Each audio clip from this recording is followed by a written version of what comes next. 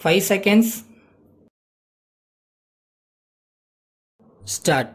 தலைவர் அவர்களே, உணவு நிலைமை குறித்த கொள்கை விளக்க குறிப்பின் மீது ஒரு சில வார்த்தைகள் கூற விரும்புகிறேன்.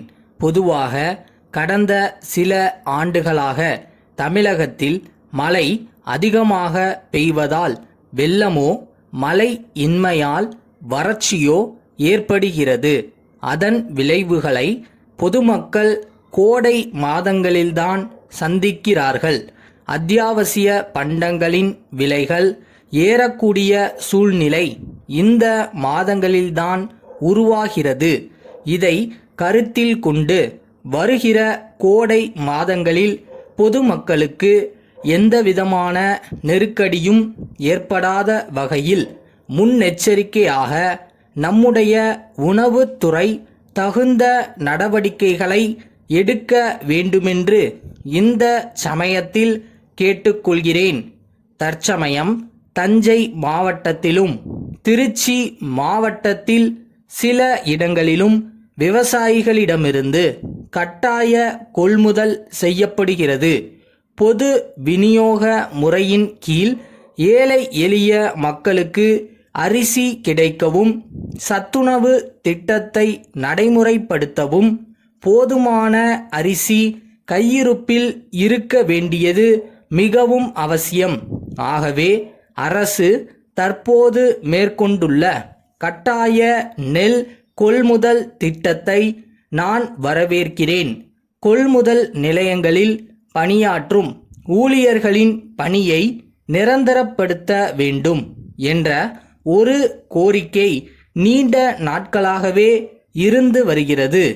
அந்த கோரிக்கையையும் அவர்களுடைய மற்ற வேண்டுகோள்களையும் அரசு பரிவுடன் பரிசீலித்தால் அந்த ஊழியர்கள் தங்கள் பணியில் ஊக்கத்துடன் ஈடுபட உதவியாக இருக்கும் என்பதை இந்த நேரத்தில் தெரிவித்துக் கொள்ள விரும்புகிறேன்.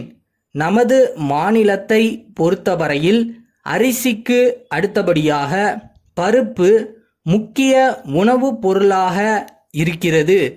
பருப்பு இல்லாமல் கல்யாணமா என்று ஒரு பழமொழி தமிழ்நாட்டில் வழங்கி வருகிறது. முக்கியமாக அசைவ உணவு சாப்பிடும் பழக்கம் இல்லாதவர்கள் பருப்பு வகைகளை அதிகம் உணவில் சேர்த்து கொள்வது அவர்களுடைய உடல் நலத்திற்கு நல்லது என்று மருத்துவர்கள் கூறுகிறார்கள். பருப்பு சாகுபடியை அதிகரிப்பதற்காக நாம் ஒரு சிறப்பு திட்டத்தை நடைமுறைப்படுத்தி வந்தாலும் கூட நமது தேவைகளுக்கு நாம் இப்போதும் வட மாநிலங்களையே நம்பி இருக்க வேண்டிய சூழ்நிலை இருக்கிறது. ஆகவே நாம் ஒரு விஷயத்தில் முன்னெச்சரிக்கையாக இருக்க வேண்டி இருக்கிறது.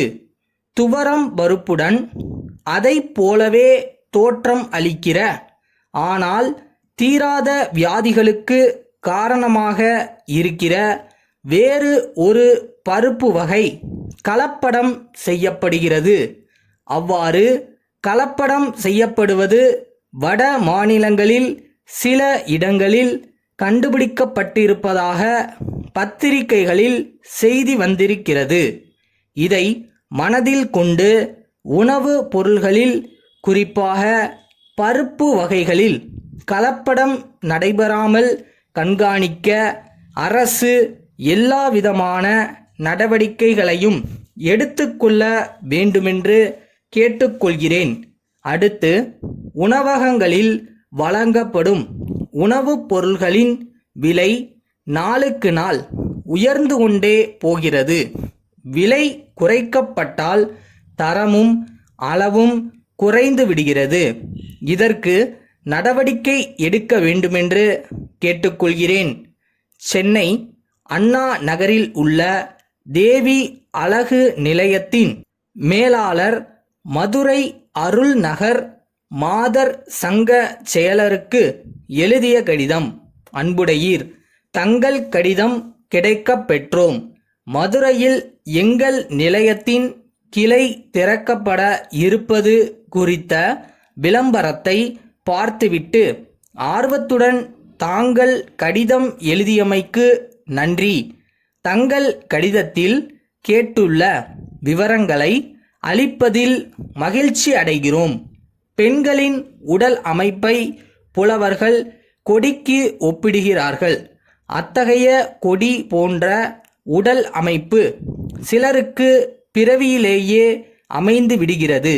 ஆனால் பலருக்கு அவ்வாறு அமைவது இல்லை. அவர்களும் சில பயிற்சிகளின் மூலம் பொலிவான தோற்றத்தை பெற முடியும்.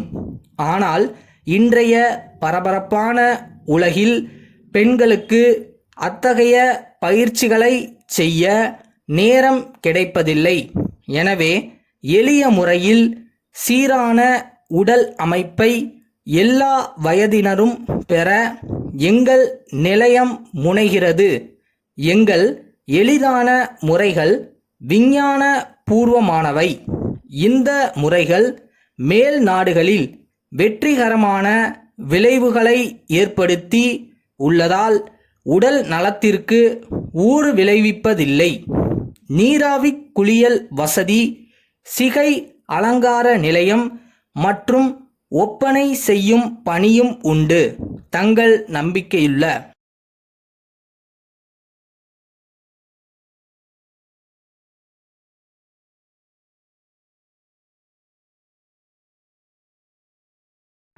உங்ககிட்ட என்ன இருக்குன்றது முக்கியம் இல்ல, உங்களால என்ன செய்ய முடியும்ன்றதுதான் முக்கியம்.